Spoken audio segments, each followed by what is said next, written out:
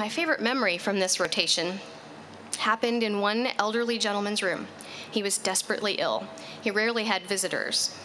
And he had brought with him a very intricately carved wooden walking stick, which was propped up in the windowsill near the bed. It was truly a work of art, and given the wear and tear on it, it had been well and truly loved. My attending went to him, brought the stick with him to the bed, sat down next to him, and asked him to tell yet another story about the carvings along the side of the stick. It was immediately obvious to me that they had done this on other early mornings, and the look in my patient's eye told me that this was perhaps the highlight of his entire day. I was deeply touched watching them there, and this played out to the rapt attention and reverent silence of our entire medical team.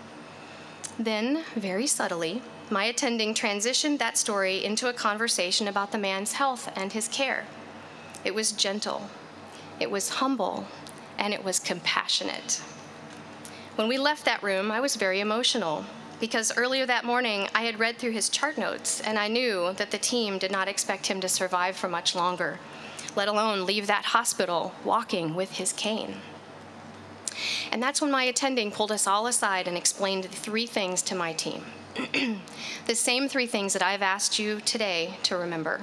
In 20 years, I have never forgotten them, and they have guided just about every human interaction I've had since. He rounded on us and he said, "Why are you all here? Why are any of us here?" It only seemed like a rhetorical question. He said, "You're here to do 3 things, and only 3 things.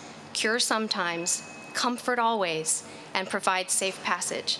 You can forget just about everything else you know as long as you never forget that."